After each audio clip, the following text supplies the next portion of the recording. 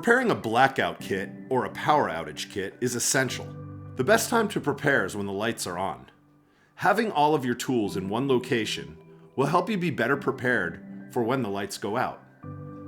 If you are new to prepping, preparing a blackout kit could be one of the first things that you do, and it'll set you on your road to preparedness. Cue metal intro.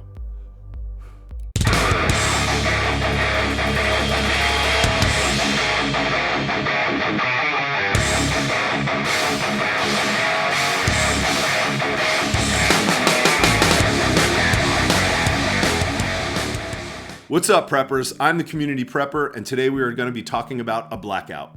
I've got a ton of information to get through, but before we get to the nitty-gritty, I want you all to do me a solid and hit that like button, subscribe to my channel, and leave a comment below.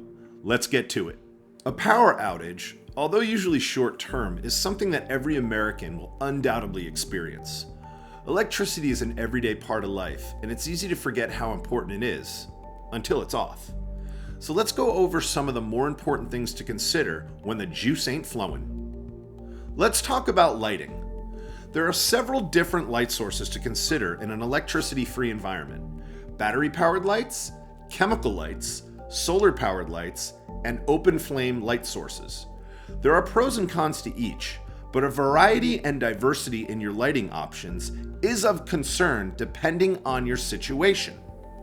It is also worth mentioning to remember your power source for your lighting. Let's talk about candles. Tea lights, those tiny little ones you can buy everywhere, they have a 3-hour burn time. You can find emergency and long burning candles that have 9 hours or more burn time. I even have some of those smelly aromatic candles that I bought from IKEA. They're only about $4 and they have like 48 hours of burn time. They smell like pumpkin spice, but I don't care. Do a quick search on Amazon for emergency candles, and it will set you on a path towards illumination independence. Is that a thing? Illumination independence. Next, let's talk about flashlights. There's small ones that clip on your pocket. There's bright directional flashlights you can use when traveling. Headlamps are a convenient lighting source when you need both of your hands. They come in adjustable powers and color lighting. Remember that red light is not as visible if you are a target. Use red light when you are traveling at night when you don't want to alert others to your whereabouts. Most of the times when I go camping, I find myself using a headlamp for about 90% of what I do. It's very convenient to have both of your hands free with a wide-angle headlamp strapped to your forehead. Let's talk about lanterns. There's battery or fuel. Be cautious of when using fuel indoors. You need proper ventilation. Lanterns are a good source of multi-directional or omnidirectional lighting. Some of the cheapest little battery-powered lanterns can provide days of light on their low settings. Good enough to navigate your home, play cards, or read by. I have a lantern that will last over 40 hours on its lowest setting. Pretty good for only 3 AAA batteries. Let's talk more about batteries. Having enough batteries, battery banks, and fuel for your lighting source is essential. If you have children, make sure you prep your lighting sources that are child-friendly. When I was a kid, I was always thrilled with those little chemical glow stick things you crack and you shake them. But remember, candles can be knocked over or can easily set nearby objects ablaze. And also, never use a generator within 20 feet of your house to avoid carbon monoxide gases. Now let's talk about batteries, generators, portable battery banks, and solar generators. Those regular disposable batteries, go get them now, in all sizes for all your electronics. Disposable battery brands like Duracell, Energizer, and my favorite from Costco, that Kirkland brand. Go stock up on these as their usage is indefinite. Most batteries have a shelf life of 10 years. Batteries will also be a prized commodity to trade in longer-term power outages. AAA and AA are the most popular in most current electronic devices. Now let's talk about battery banks or power banks. They're absolutely essential when a power outage is going to last more than 24 hours. Battery banks are larger units that can be charged in an electrical outlet when the power is on. They're about the size of a mobile phone. The common 10,000 milliamps carry just enough juice to charge your cell phone multiple times. Currently, there are a ton of different battery banks on the market. Some even have solar panels that can charge the unit in a crunch. Next, let's talk about fuel generators. There are many different gas or fuel generators on the market these days, and they have their pros and cons. The obvious pro is that they can run on different fuel sources. Gasoline, natural gas, and propane are the most popular type. Gasoline is easy to acquire, and you can keep it stored in the garage. The only downside of gasoline is that shelf life, 6 months or less.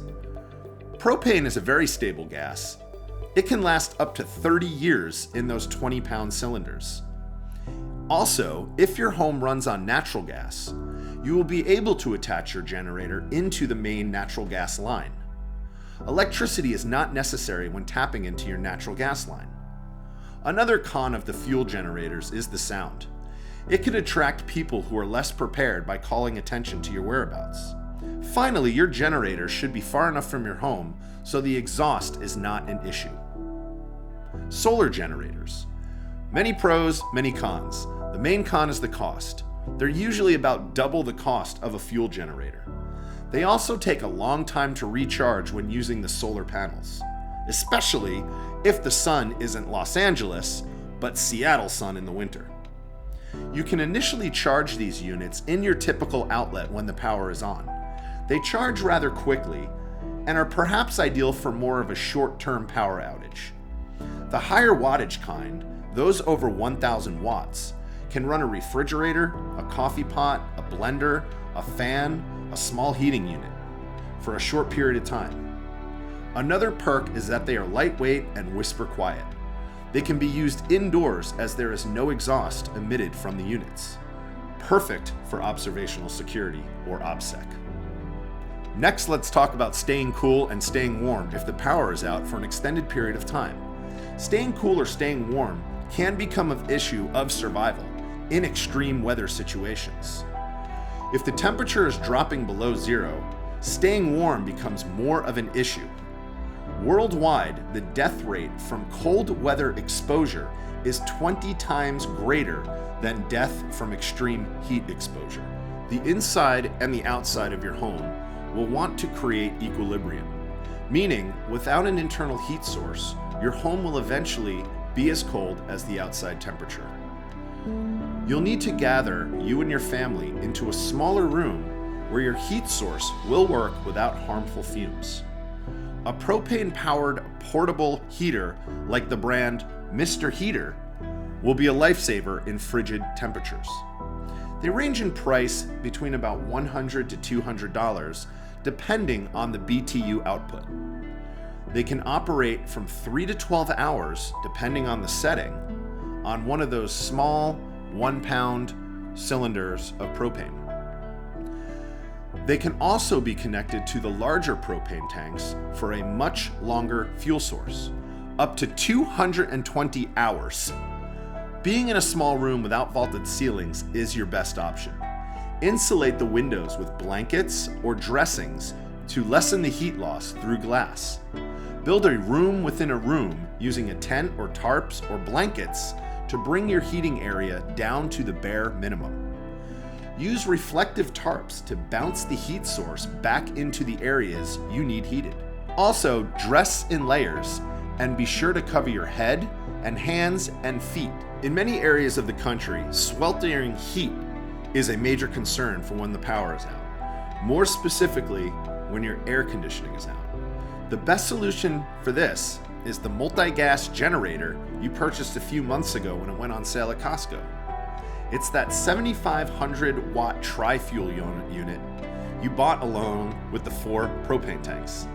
This will run your fridge, your air conditioner, charge all of your cell phones, flashlights, laptops, portable fans, and will be the difference between sleeping and sweating all night. Oh wait, you didn't? You didn't get it. Okay, on to plan B. In extremely hot conditions, you need to use what you have on hand.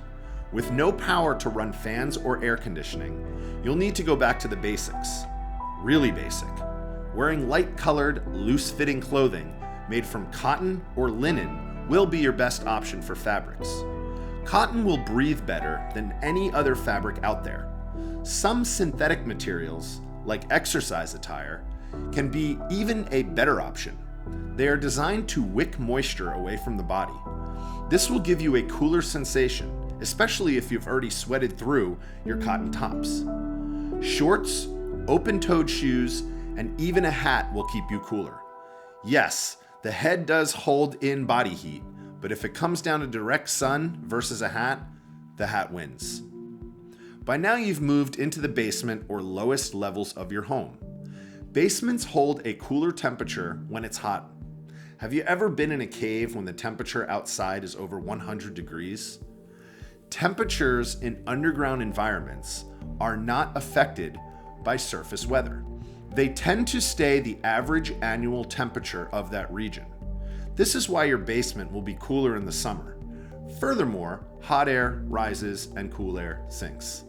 The hottest part of your home will be in the attic or the upper floors. Many homes do not have basements, so you'll want to draw the drapes, close off rooms that get direct sunlight, and utilize the best natural ventilation in your house.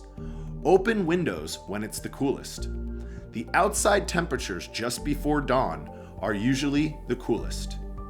This would also be a good time to open your windows and air out your home and do light chores. You're also avoiding the sun, caffeine, and alcohol. No need to dehydrate you more. Are you feeling like you're at your wit's end yet? The solution?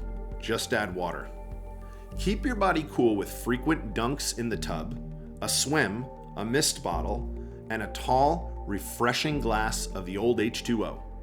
The hottest parts of your body will be your head, armpits, and groin. Don't be modest.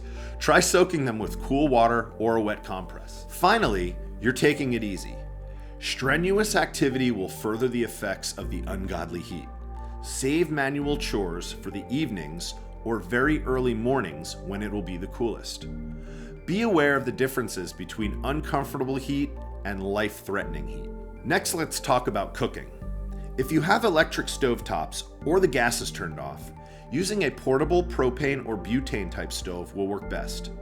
If your residence runs on natural gas, your stove top ability to cook shouldn't be altered in a power outage. A camping stove may be ideal for a situation where your gas burners in your kitchen aren't available. A simple pop-up stove with sterno heaters could save the day as well. Your grill outside will also be a perfect solution to get you through a power outage. Your water source may also not be available if you are on well water. The pump used to extract the water works on electricity. Having a sufficient amount of water, 1 gallon of water per day per person, will be needed. Freeze-dried foods, prepared foods, canned items, MREs or meals ready to eat, protein and energy bars may be your most immediate food sources. Cook all your perishables first and keep your fridge closed. A refrigerator will only keep food cold for about 4 hours.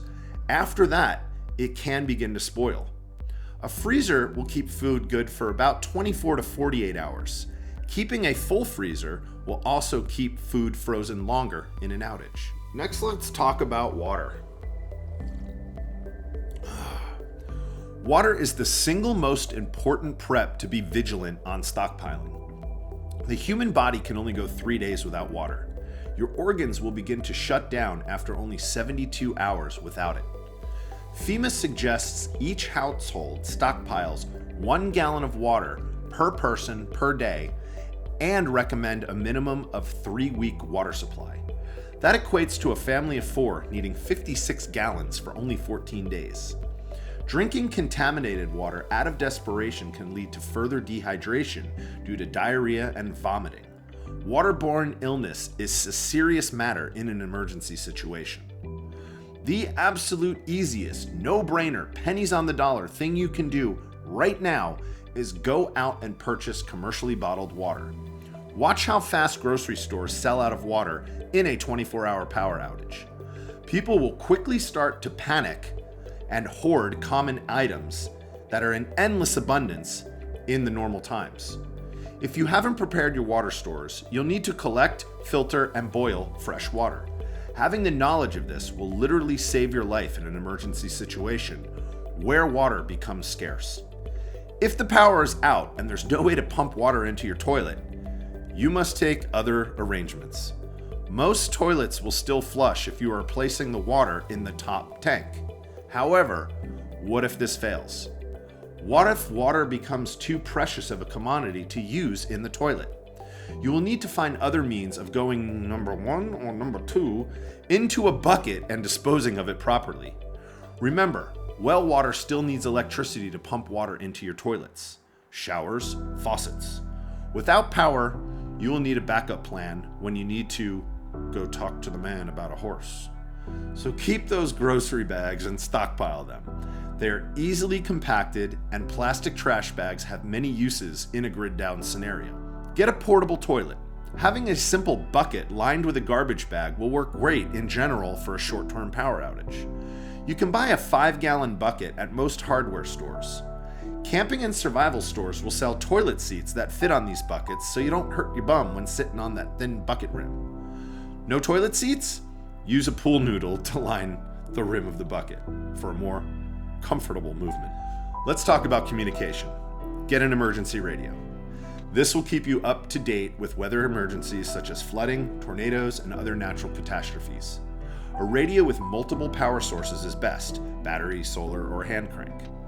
It's good for music, which helps with morale. You can get weather, news, info, because intel is a key in survival. Many power companies can shut off the power at any time they deem it necessary to avoid a power-related disaster. Quite often here in California, San Diego Gas and Electric shuts down power lines when we experience what are called Santa Ana winds. These winds blow out of the east and offshore into the Pacific Ocean.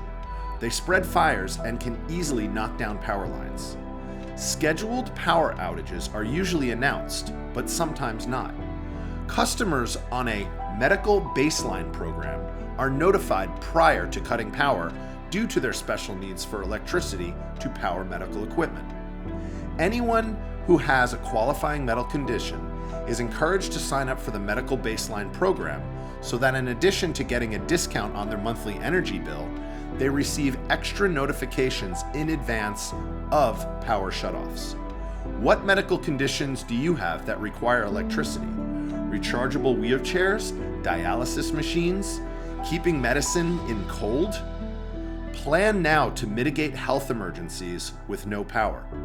Contact your local gas and electric supplier to qualify and set up your medical baseline account. Be sure to have a first aid kit in your home to help with minor injuries, especially when you bump your head in a dark room. Now here's a few more things to consider during a power outage. One is getting rid of boredom. If the power is off for an extended period of time, most people do rely on TV or the internet for their entertainment. So I would set aside some games or books to keep you and your family entertained, especially if you have kids. Another thing is fuel. If the gas station also doesn't have power, how are they going to get the gas from the tank to your car? You can store a few 5-gallon gas containers in your garage. This can be the difference between driving and the Shoe Leather Express. The next thing is cash. Have cash on you or in a safe at your home to pay when the credit cards don't work. Keep several $100s in different denominations to pay when the only currency is cold, hard cash. Also, be aware of traffic lights. They might be down and might not have generators. Many times a traffic light will turn into a 4-way red blinking light when the power is off. Some traffic signals will be dark. Be aware of running intersections where traffic lights are not illuminated. Other devices that need power are ATM machines, credit card machines, water pumps if you are on well water, a sump pump in the basement. Some carbon monoxide and fire detectors are also hardwired. What else can you and your family think of to prepare for a power outage? Start making a list of things that you can put in one location, such as a bag or a box that you can quickly access when the power goes out. Like I stated in the beginning of the video, creating a blackout bag or blackout kit can be a great way to motivate you in your prepping journey. This could also be the motivation you need to start conquering your prepping goals. A little planning here and a little more supplies there can make the difference between coming out on top or being a victim. I am sharing my blackout bag inventory right now on this screen. Feel free to pause the video and take a screenshot or snap it with your cell phone. When I get more tech savvy, I'll create a PDF or something. Take my list and customize it to your needs based on the challenges you may face particular to your area. Now it's time for my tip of the week. Just the tip. This is a long video, so I'll keep it short. If storing gasoline in gas cans in your garage for emergency use, be sure to use that gas before it goes bad. Untreated gasoline will last about 6 months. When you fill your gas cans, go to your calendar and make a note 6 months from now to dump that gas into your car. Then, instead of filling your car, bring your gas cans to the station and fill them instead. Thank you for sticking with me to the end of this video. I know there was a load of information, so go back and watch it if needed. I covered a ton of topics in this video, and a lot of the exact verbiage is directly taken from my prepping book I am currently writing. However, this endeavor may take me a few years to finish. If you got some good info from this video, please drop me a like and comment below. Remember to subscribe to my channel and hit the notification bell to be alerted when a new video is released. I try to do one video a week, so be sure to check back. Until then, I am the Community Prepper, and remember, refuse to be a victim.